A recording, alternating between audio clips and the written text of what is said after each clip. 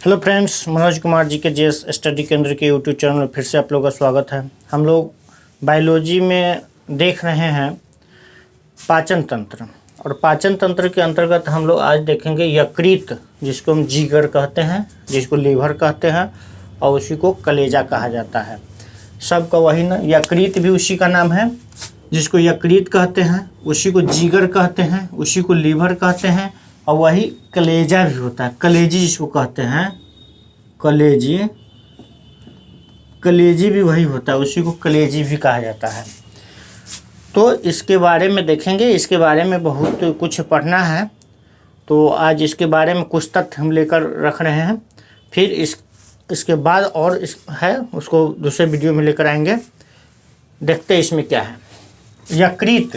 यकृत को जिगर ही कहते हैं, और इसी को इंग्लिश में लीवर कहते हैं, और इसको कलेजी भी कहते हैं।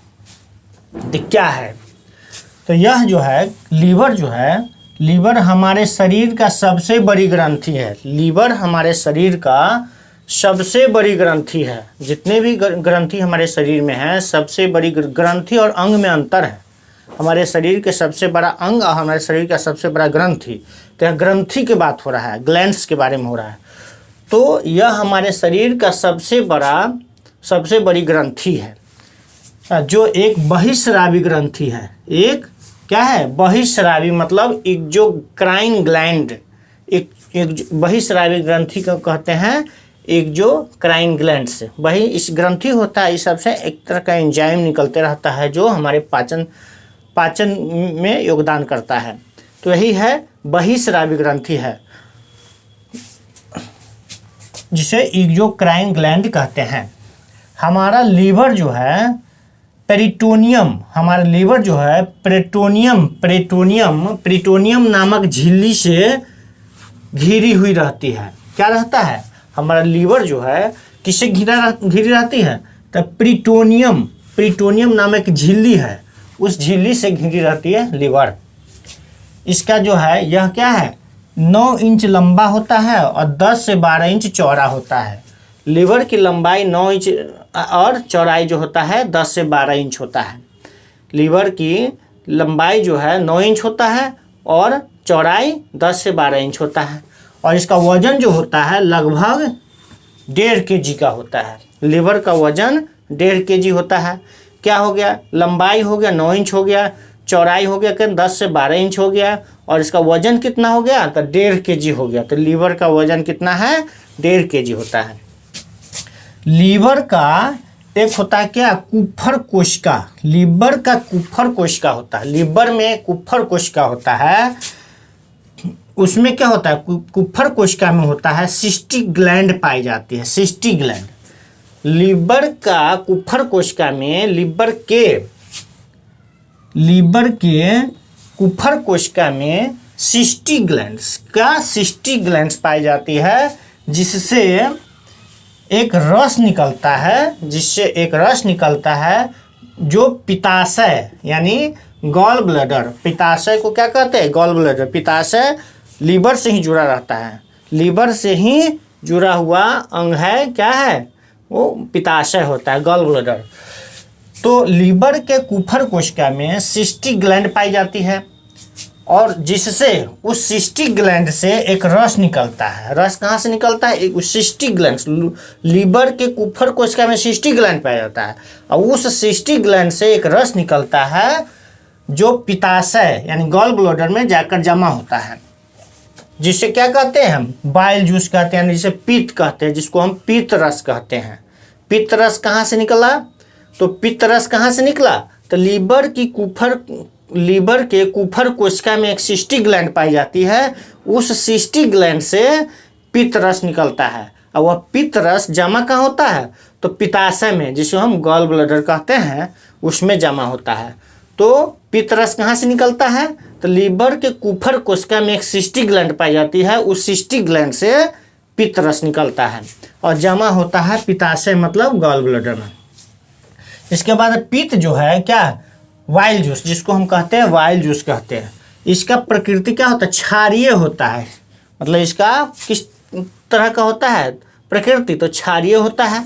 और इसका पीएच मान होता है 8.4 से 5, 8.4 से 8.5 के बीच होता है। मतलब 8.4 कहीं है कि कहीं 8.5 है। तो पित्त जो होता है, वाइल जूस जो होता है, पित्त रस जो होता है, वह प्रकृति में कैसा होता है, क्षारीय प्रकृति का होता है। और उसका पीएच मान 8.4 से 8.5 होता है। अर्थात बाइल जूस के द्वारा भोजन को अम्लीय माध्यम से क्षारीय माध्यम में बदला जाता है। बाइल जूस क्षारीय होता है और हमारे जो पेट में, हमारे अमाशय में जो भोजन जाता है तो अम्लीय माध्यम में, उस अम्लीय माध्यम का जो भोजन रहता है उसको क्या क्षारीय माध्यम में बदलने का काम करता है कौन, बाइल जूस। तो बाइल जूस का काम क्या है, तो भोजन को अम्लीय माध्यम से क्षारीय माध्यम में बदलने का काम है किसका, तो बाइल जूस का। जो पित्त रस है उसका काम है। पित्त जो है यानी बाइल जिसको कहते हैं, भोजन में पाए जाने वाले जीवाणु विषाणु को मारने के साथ साथ बाइल क्या करता है, क्षारीय होता है। वो तो हमारे भोजन में जीवाणु विषाणु जो होता है उसको मारने का काम करता है। हमारे भोजन में जीवाणु विषाणु को मारने का काम एक और कर रहा था, क्या, तो HCl हाइड्रोक्लोरिक एसिड, वह भी कर रहा था। भोजन के साथ अगर कोई जीवाणु विषाणु चला गया तो उसको मारने का काम कर रहा था। और यहाँ पित्त जूस जो है, पित्त जूस मतलब पित्त जूस जो है, यह भी भोजन में जीवाणु विषाणु को मारने के साथ साथ और क्या काम करता है, यह वासा के बड़े बड़े टुकड़े को छोटे छोटे टुकड़ों में तोड़ता है। पित्त रस का क्या काम है, पित्त होता है क्या, वह क्षारीय प्रकृति का होता है। और यह पहला काम क्या करता है, भोजन को, जो भोजन अम्लीय अवस्था में रहता है, अम्लीय, तो उसको क्षारीय माध्यम में बदलने का काम करता है पित्त रस। साथ ही क्या करता है, भोजन के साथ जो जीवाणु विषाणु हमारे शरीर में चला जाता है, पेट में चला जाता है, उसको भी मारने का काम करता है। और पित्त रस और क्या करता है, तो वसा जो फैट होता है, फैट के बड़े बड़े टुकड़े को छोटे छोटे टुकड़े में तोड़ने का काम करता है। तो पित्त रस के कौन सा 3 काम हो गया, मेन 3 काम हो गया। पहला क्या हो गया, पहला तो हो भोजन को जो अम्लीय माध्यम में रहता है उसको क्षारीय माध्यम में बदलने का काम करता है। दूसरा, वो भोजन में जो जीवाणु विषाणु चला जाता है उसको मारने का काम कौन करता है, तो पित्त रस ही करता है। इसके बाद पित्त रस का और सबसे महत्वपूर्ण काम क्या है, तो वासा के बड़े बड़े टुकड़े को छोटे छोटे टुकड़े में तोड़ने का काम करता है। तो 3 काम हो गया इसका पित्त रस का, वही है। तो पित्त जो है, बाइल जो होता है, भोजन में पाए जाने वाले जीवाणु विषाणु को मारने के साथ साथ वसा के बड़े बड़े टुकड़े को छोटे छोटे टुकड़ों में तोड़ने काम करता है। इस प्रक्रिया को पाइशीकरण या इमल्सिफिकेशन कहा जाता है। और इस प्रक्रिया को क्या कहा जाता है, पाइशीकरण या इमल्सिफिकेशन कहा जाता है। पाइशीकरण या इमल्सिफिकेशन किसे कहते हैं, तो पित्त रस के द्वारा वसा के बड़े बड़े टुकड़े को छोटे छोटे टुकड़े में तोड़ने की क्रिया को पाइशीकरण या इमल्सिफिकेशन कहते हैं। इमल्सिफिकेशन या पाइशीकरण किसे कहते हैं, तो पित्त रस के द्वारा वसा के बड़े बड़े टुकड़े को छोटे छोटे टुकड़ों में तोड़ने की प्रक्रिया को या क्रिया को पाइशीकरण या उसी को इंग्लिश में इमल्सिफिकेशन कहते हैं। यह हो गया। इसके बाद क्या है, लीवर से निकलने वाली पित्त रस में विभिन्न प्रकार के लवण एवं वर्णक पाया जाता है। लीवर से निकलता है, लीवर के क्या है, लीवर के कुफर कोशिका में सिस्टिक ग्लैंड से निकलता है, यानी लीवर से ही निकलता है पित्त रस। और उसमें जो निकलता है वह पित्त रस में विभिन्न प्रकार के लवण होता है और वर्णक होता है। लवण को हम साल्ट कहते हैं और वर्णक को पिगमेंट कहते हैं। लवण को साल्ट कहते हैं इंग्लिश में और वर्णक को पिगमेंट कहते हैं। तो ये लीवर से निकलने वाली पित्त रस में विभिन्न प्रकार के लवण एवं वर्णक यानी साल्ट एंड पिगमेंट भी पाया जाता है। इसके बाद लवण के अंतर्गत कौन कौन है, एक सोडियम कार्बोनेट होता है, एक सोडियम बाइकार्बोनेट होता है। लवण कौन कौन है, एक सोडियम कार्बोनेट होता है, एक सोडियम बाइकार्बोनेट, ये दोनों लवण हैं। तो लवण के अंतर्गत सोडियम कार्बोनेट एवं सोडियम बाइकार्बोनेट पाया जाता है, जिसके कारण पित्त की प्रवृत्ति क्षारीय होती है। पित्त की प्रवृत्ति क्षारीय क्यों, किसके कारण है, तो सोडियम कार्बोनेट और सोडियम बाइकार्बोनेट के कारण ही पित्त का जो प्रकृति होता है क्या होता है, क्षारीय होता है। यानी पित्त में क्या पाया जाता है, कौन सा लवण पाया जाता है, तो सोडियम कार्बोनेट और सोडियम बाइकार्बोनेट पाया जाता है, जिसके कारण ही पित्त क्षारीय होता है। इसके बाद है पित्त में सीरम बिलिरुबिन एवं सीरम बाइलरुबिडिन नामक वर्णक पाया जाता है। वर्णक पाया जाता है क्या, बिलिरुबिन, सीरम बिलिरुबिन और सीरम बाइलरुबिडिन वर्णक भी पाया जाता है। पित्त में क्या क्या पाया जाता है, पित्त में पाया जाता है एक सीरम बिलिरुबिन और सीरम बाइलरुबिडिन, सीरम बाइलरुबिडिन वर्णक पाया जाता है। वहाँ लवण पाया जाता था, पित्त में 2 लवण पाया जा रहा था। कौन सा लवण, तो सोडियम कार्बोनेट और sodium bicarbonate, sodium bicarbonate, sodium carbonate और सोडियम बाइकार्बोनेट 2 लवण पाया जा रहा था। इसके बाद 2 वर्णक भी पाया जा रहा है। वर्णक में कौन, सीरम बिलिरुबिन और सीरम बाइलरुबिडिन 2 वर्णक पाया जाता है। और दोनों पिगमेंट हीमोग्लोबिन के विखंडन से प्राप्त होता है। और यह कहाँ से प्राप्त होता है, जब हीमोग्लोबिन का विखंडन होता है वहाँ से दोनों प्राप्त होता है। दोनों वर्णक कौन कौन वर्णक, सीरम बिलिरुबिन और सीरम बाइलरुबिडिन पाया जाता है। अब क्या है, मलमूत्र का पीला रंग। मलमूत्र क्या होता है, मलमूत्र जो पीला होता है, पीला रंग जो होता है, मलमूत्र का पीला रंग जो होता है किसके कारण होता है, बिलिरुबिन एवं यूरोक्रोम के कारण होता है। मूत्र का पीला रंग किसके कारण होता है, चाहे मल का पीला रंग किसके कारण होता है, तो बिलिरुबिन एवं यूरोक्रोम के कारण, बिलिरुबिन एवं यूरोक्रोम के कारण मूत्र का या मल का रंग पीला होता है। तो यही कह रहा है मल मूत्र का पीला रंग सीरम बिलिरुबिन एवं यूरोक्रोम के कारण होता है। इसके बाद है सीरम बाइलरुबिडिन, हरा वर्णक होता है। सीरम बाइलरुबिडिन हरा वर्णक होता है। दो वर्णक था, एक सीरम बिलिरुबिन और एक सीरम बाइलरुबिडिन। तो सीरम बिलिरुबिन कौन सा वर्णक है, तो पीला वर्णक है। सीरम बिलिरुबिन क्या है, पीला वर्णक है और सीरम बाइलरुबिडिन हरा वर्णक होता है। इसके बाद है लीवर के मेसोडर्म कोशिका से, लीवर के मेसोडर्म कोशिका से सभी मांसपेशियों का निर्माण होता है।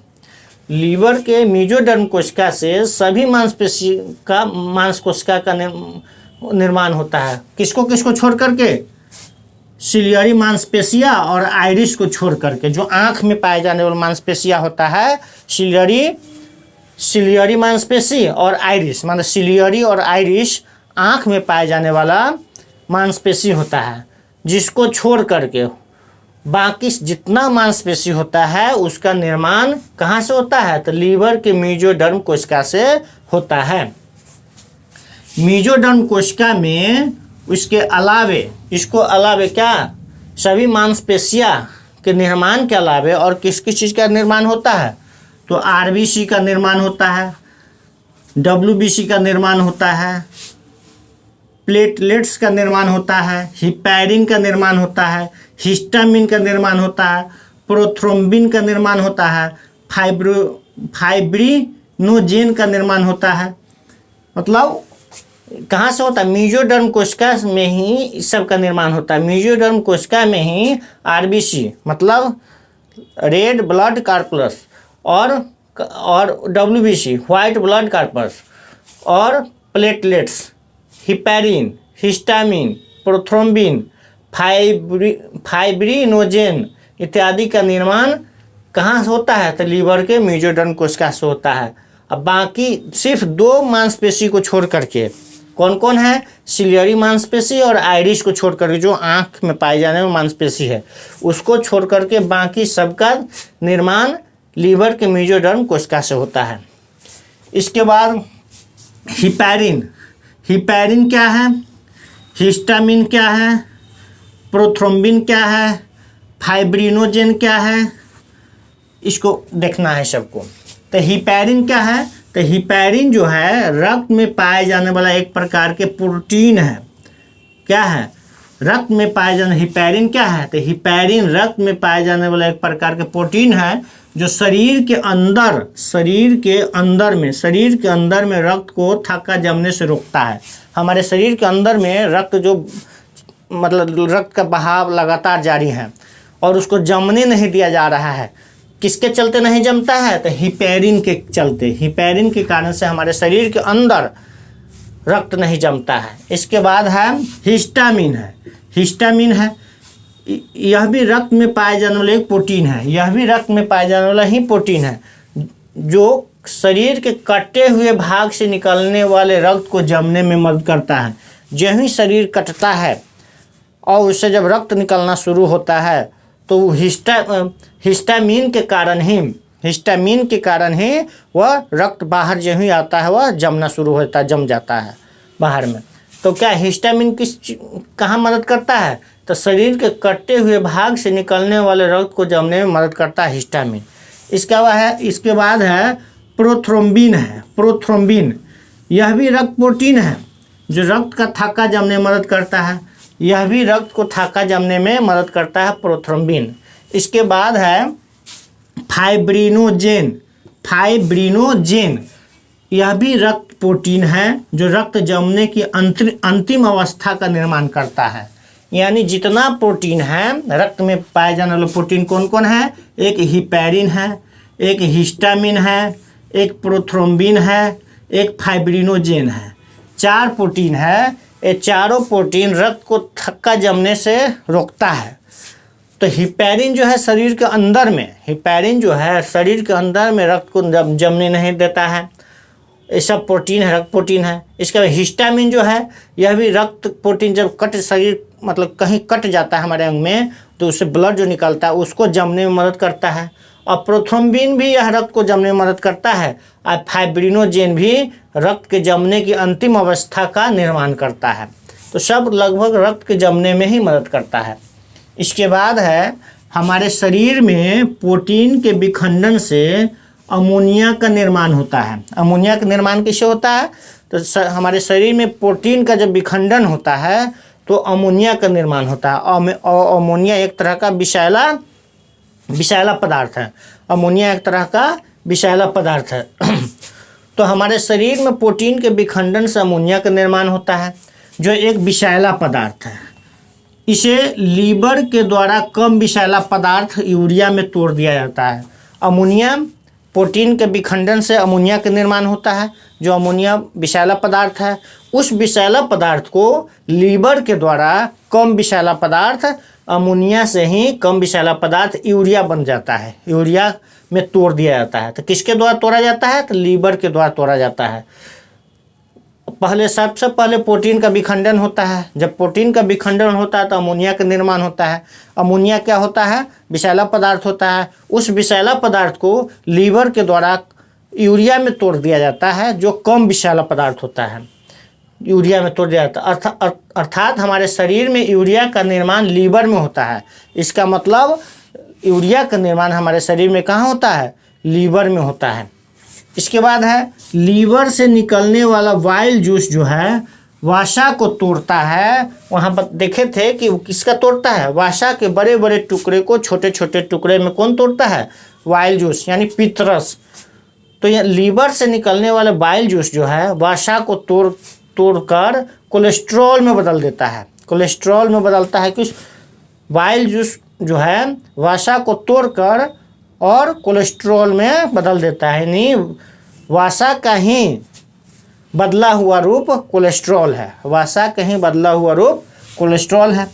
रक्त में कोलेस्ट्रॉल की मात्रा में वृद्धि होने पर हृदय रोग होने की संभावना रहती है।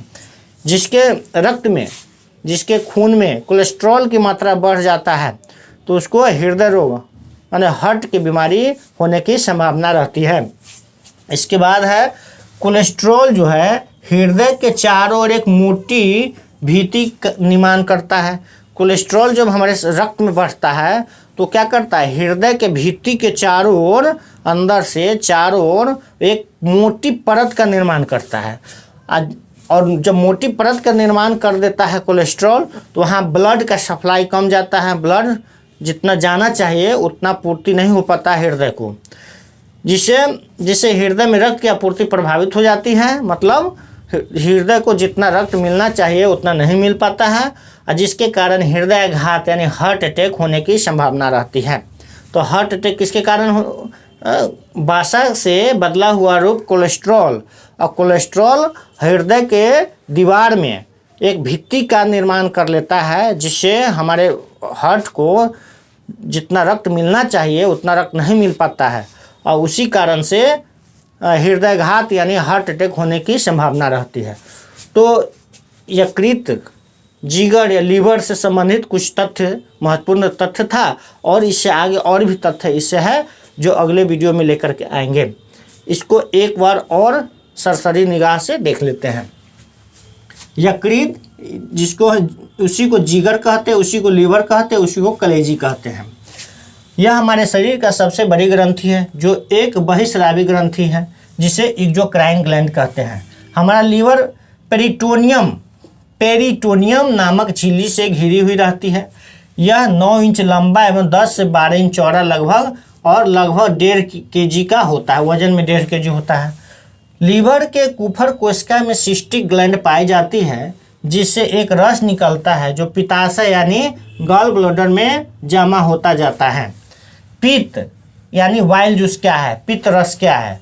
तो पित्त रस की प्रकृति क्या है? क्षारीय होता है। उसका पीएच मान 8.4 या 8.5 तक होता है, अर्थात बाइल जूस के द्वारा भोजन को अम्लीय माध्यम से क्षारीय माध्यम बदला जाता है। पित्त जो है, पित्त रस यानी वाइल जूस भोजन में पाए जाने वाले जीवाणु विषाणु को मारने के साथ साथ वसा के बड़े बड़े टुकड़ों को छोटे छोटे टुकड़ों में तोड़ देता है। इस प्रक्रिया को क्या कहते हैं? पैसीकरण या इमल्सिफिकेशन कहते हैं। लीवर से निकलने वाले पित्त रस में विभिन्न प्रकार के लवण एवं वर्णक साल्ट एवं पिगमेंट पाया जाता है। लवण के अंतर्गत सोडियम कार्बोनेट एवं सोडियम बाइकार्बोनेट पाया जाता है, जिसके कारण पित्त की प्रवृत्ति क्षारीय होती है। पित्त में सीरम बिलिरुबिन एवं सीरम बाइलरुबिडिन नामक वर्णक पाया जाता है। यह दोनों पिगमेंट हीमोग्लोबिन के विखंडन से प्राप्त होता है। हीमोग्लोबिन के विखंडन से ही दोनों वर्णक प्राप्त होता है। मल मूत्र का पीला रंग सीरम बिलिरुबिन एवं यूरोक्रोम के कारण होता है। मूत्र का पीला रंग किसके कारण होता है? तो सीरम बिलिरुबिन एवं यूरोक्रोम के कारण होता है। सीरम बाइलरुबिडिन हरा वर्णक का होता है, हरा रंग का होता है। लीवर के मेसोडर्म कोशिका से सभी मांसपेशियों का निर्माण होता है। बाकी किसको छोड़ करके? सिलियरी मांसपेशियां और आइरिस को छोड़कर जो दोनों आँख के मांसपेशी हैं। मेसोडर्म कोशिका में RBC, WBC, platelets, heparin, histamine, prothrombin, fibrinogen इत्यादि का निर्माण होता है। हिपैरिन रक्त में पाए जाने वाले एक प्रकार के प्रोटीन है, जो शरीर के अंदर रक्त का थक्का जमने से रोकता है। हिस्टामिन रक्त में पाए जाने वाले एक प्रोटीन है, जो शरीर के कटे हुए भाग से निकलने वाले रक्त को जमने में मदद करता है। प्रोथ्रोम्बिन रक्त प्रोटीन है, जो रक्त का थक्का जमने में मदद करता है। फाइब्रिनोजेन भी रक्त प्रोटीन है, जो रक्त जमने की अंतिम अवस्था का निर्माण करता है। हमारे शरीर में प्रोटीन के विखंडन से अमोनिया का निर्माण होता है, जो एक विषैला पदार्थ है। इसे लीवर के द्वारा कम विषैला पदार्थ में यानी यूरिया में तोड़ दिया जाता है। अर्थात हमारे शरीर में यूरिया का निर्माण कहाँ होता है? तो लीवर में होता है। यूरिया का निर्माण कहाँ होता है? लीवर में होता है। लीवर से निकलने वाला बाइल जूस जो है वसा को तोड़कर कोलेस्ट्रॉल में बदल देता है। रक्त में कोलेस्ट्रॉल की मात्रा में वृद्धि होने पर हृदय रोग होने की संभावना रहती है। इसके बाद है कोलेस्ट्रॉल हृदय के चारों ओर एक मोटी भित्ति का निर्माण कर लेता है, जिससे हृदय में रक्त की आपूर्ति प्रभावित हो जाती है, जिसके कारण हृदयाघात यानी हार्ट अटैक होने की संभावना रहती है। तो यकृत यानी लीवर से संबंधित बहुत ही महत्वपूर्ण तथ्य सब था, और इससे फिर अगले वीडियो में लेकर आएंगे। तब तक के लिए धन्यवाद।